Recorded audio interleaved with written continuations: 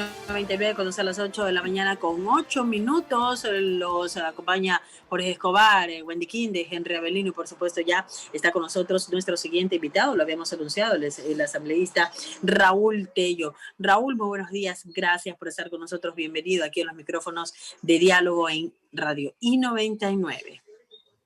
Buenos días, muchas gracias. Un saludo a todo el staff de I99, así como a sus oyentes. Vamos a empezar esta entrevista junto a mi compañero Jorge Escobar. Adelante, Jorge, por favor. ¿Cómo le va, asambleísta? Un gusto saludarlo. Espero que se encuentre bien de salud junto a toda su familia. La sentencia que se ha conocido en contra de Daniel Mendoza y los demás implicados en el caso del Hospital Pedernales, ¿cree usted que ha sentado un precedente en la función judicial o sencillamente asistimos a lo mismo de la justicia de ayer? Bueno, yo creo que lamentablemente en este caso, como en otros, la justicia actúa en base a determinadas consideraciones que lamentablemente el pueblo no aprueba. Y yo siempre he dicho de que la justicia en nuestro país es la institución más descompuesta, más corrupta.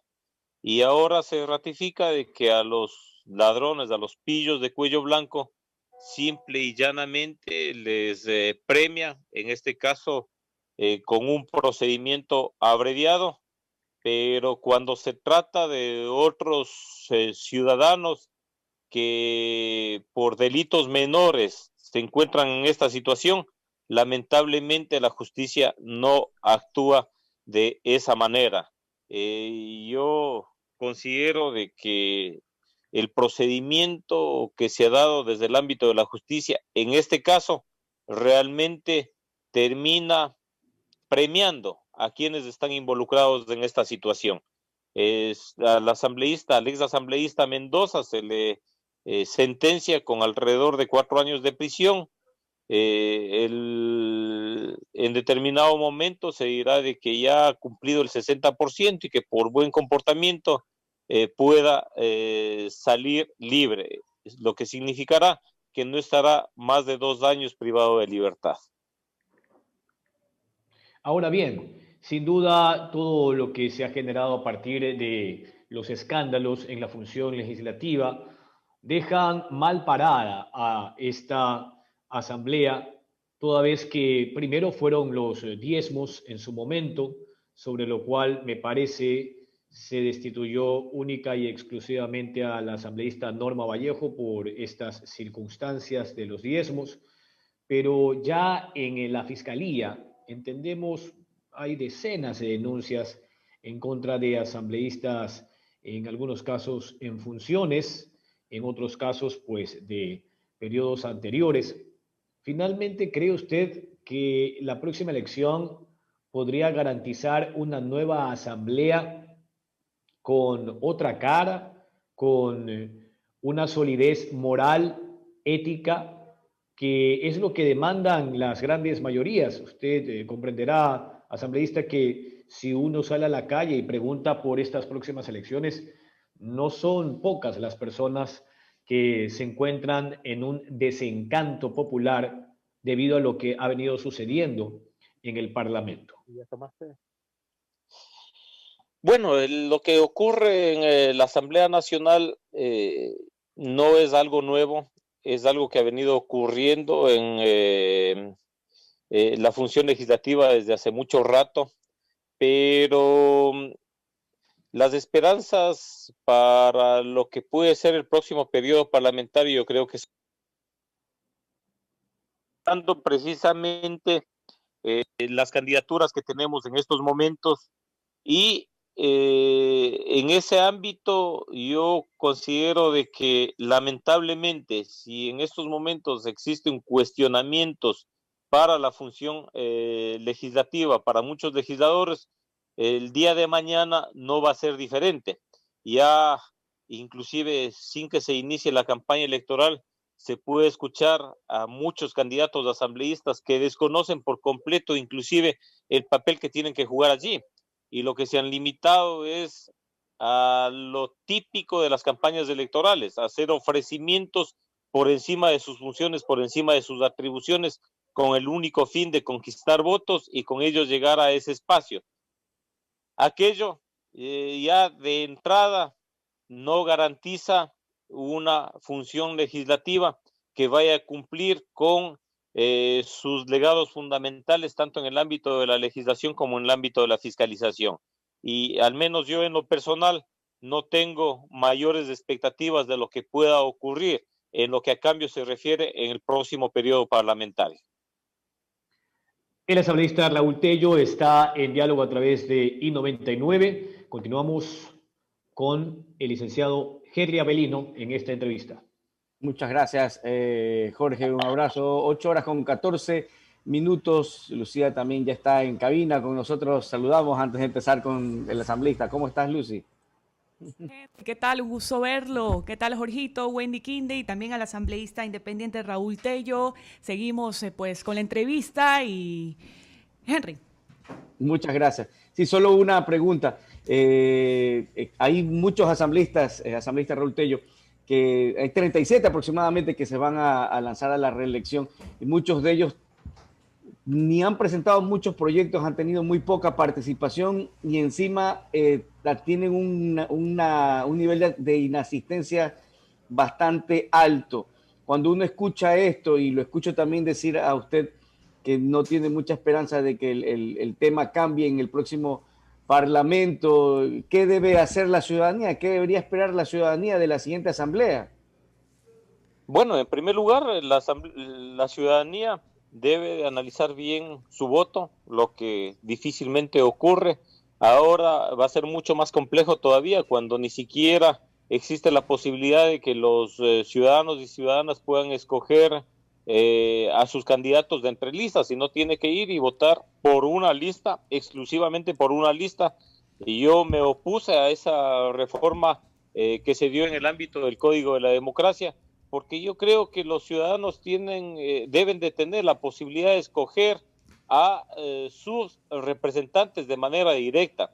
Y esto de escoger una sola lista impide aquello y da la posibilidad precisamente para que el ciudadano vaya y tenga sin mayor posibilidad de decir yo quiero que tal o cual persona sea mi representante, sino que va y vota por una lista y seguramente votará por las listas de arrastre de quien pueda tener mayor votación para presidente de la República, y aquello significará de que muchos lleguen a la asamblea sin que ni siquiera la ciudadanía les conozca, sin ni siquiera aquello.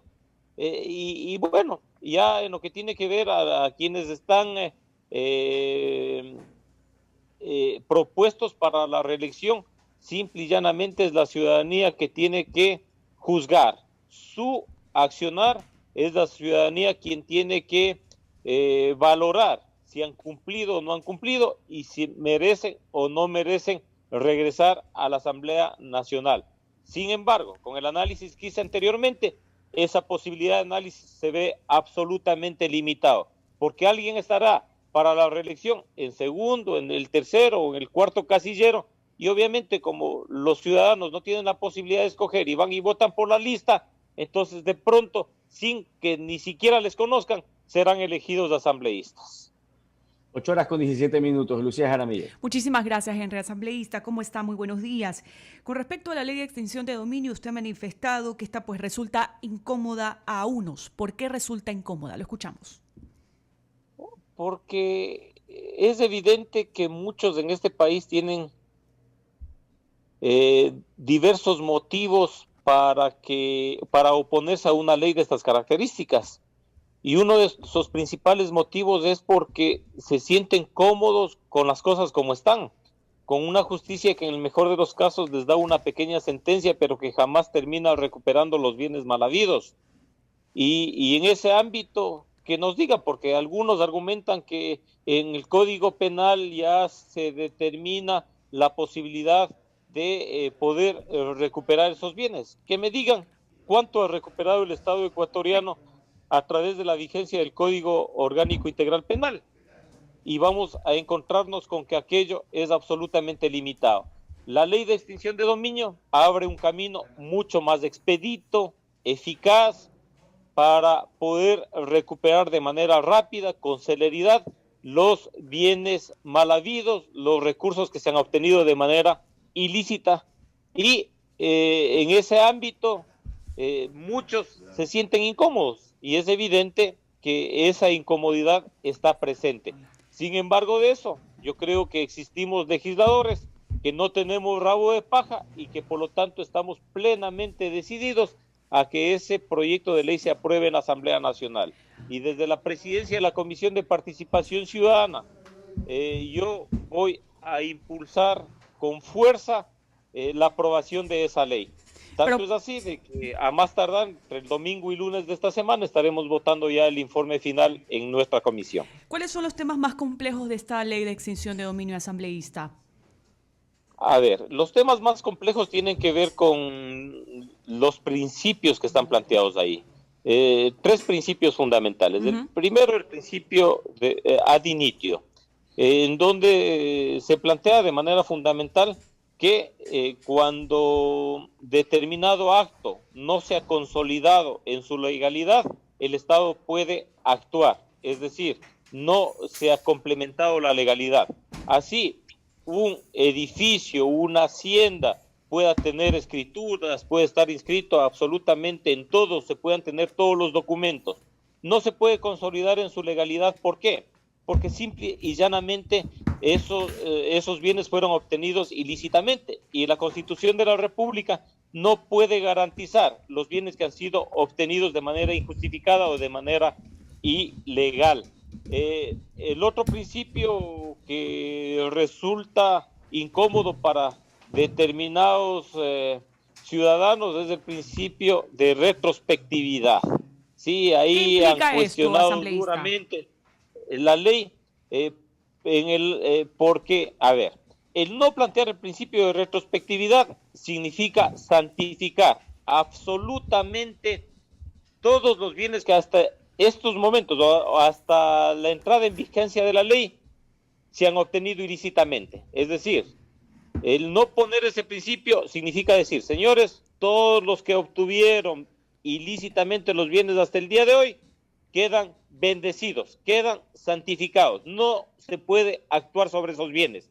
El principio de retrospectividad en relación directa con el principio de ad initio permite actuar sobre esos bienes que en el pasado no han sido obtenidos lícitamente y que por lo tanto el Estado puede actuar en cualquier momento. El otro principio que también resulta complejo para determinados sectores es el de imprescriptibilidad.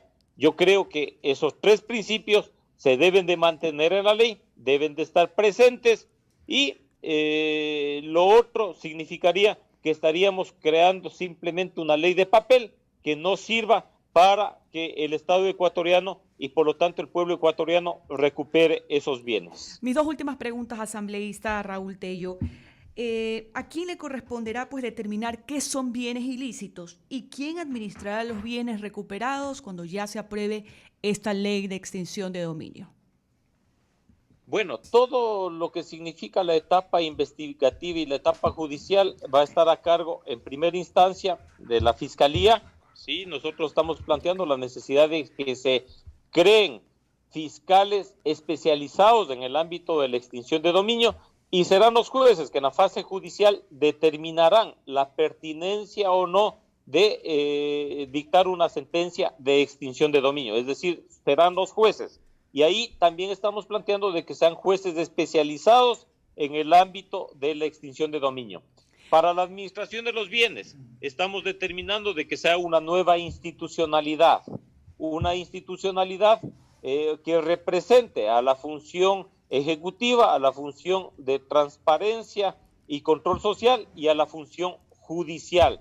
Es decir, que esas tres funciones intervengan en la nominación de quienes están al frente de esa nueva institucionalidad. Y algo muy importante, esa nueva institucionalidad no puede quedarse con los bienes eternamente para beneficio de quienes están al frente de esas instituciones, como ha ocurrido en el pasado. Nosotros estamos planteando de que inmediatamente se dicta sentencia de extinción de dominio, se tengan que monetizar esos bienes y que esos recursos se destinen de manera exclusiva a salud, a educación de los sectores más vulnerables del país y una parte también para poder cubrir los gastos de esta nueva institucionalidad que nosotros estamos planteando. 8 de la mañana con 24 minutos. Queremos agradecerle, asambleísta Raúl Tello, por haber estado con nosotros en Diálogo de I-99. Que tenga un excelente día. Gracias, igualmente, siempre a las órdenes. Así también